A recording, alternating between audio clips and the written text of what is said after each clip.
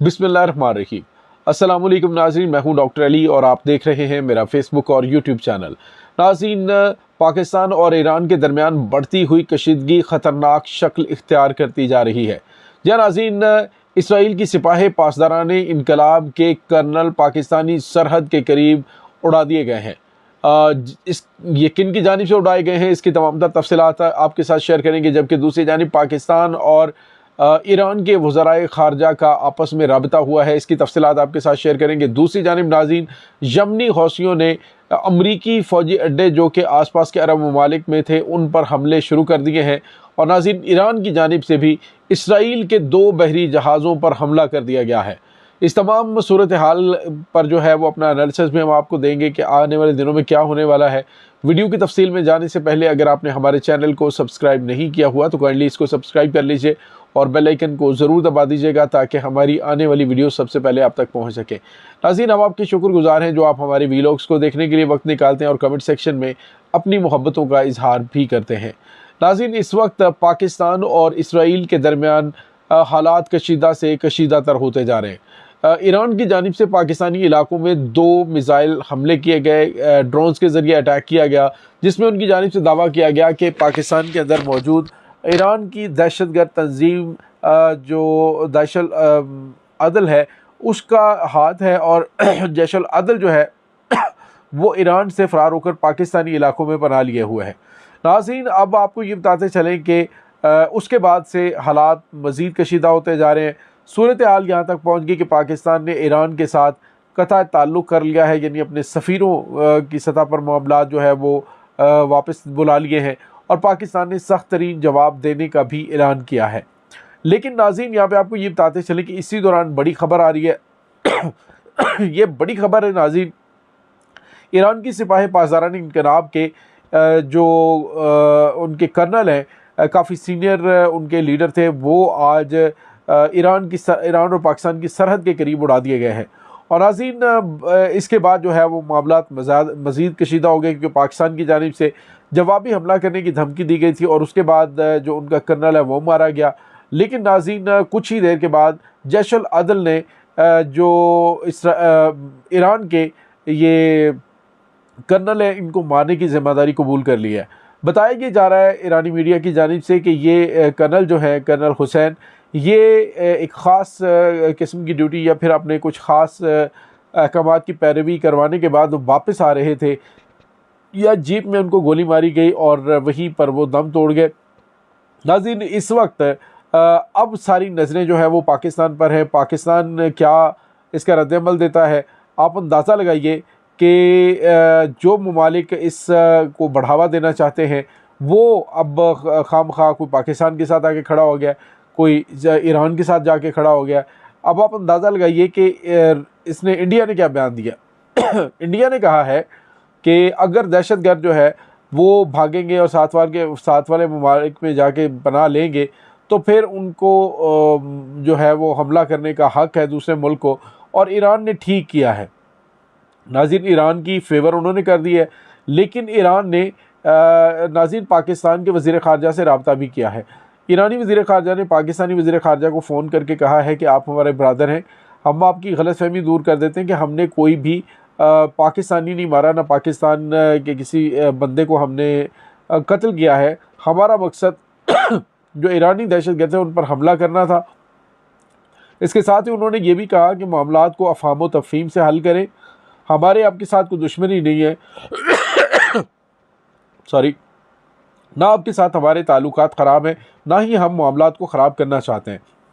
नाज़रीन, इसमें कोई शक नहीं कि ईरान मसला कश्मीर के मामले में बिल्कुल वाज़ेह तौर पे दो टोक मौक़िफ़ में पाकिस्तान के साथ खड़ा हुआ है।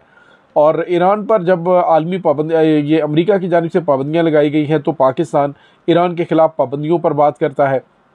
तो दोनों ममालिक के ताल्लुकात बेहतर हैं, ख़राब नहीं है। लेकिन अचानक ये सब कुछ हुआ है तो इसका मतलब ये है कि कहीं पे कुछ मामलात ख़राब ज़रूर थे, कहीं ना कहीं कुछ हो ज़रूर रहा था। बहरहाल नाज़रीन, मैंने लास्ट व्लॉग में भी आपको बताया था कि इस जो महाज़ के गर्म होने का इंतज़ार वो दुश्मन कर रहे हैं जो ईरान के भी हैं और पाकिस्तान के भी हैं। मेरे ख़्याल में दोनों ममालिक जो हैं उनके आपस के अंदर ताल्लुकात अच्छे हैं तो उन्हें अच्छे ही रखना चाहिए। نہ کہ دشمنی کی جانب بڑھایا جائے۔ اب ناظرین ملاقاتیں بھی ہو سکتی ہیں کچھ، اور ایک اور بڑی خبر جو ہے وہ بھی پاکستان کے حوالے سے آ چکی ہے۔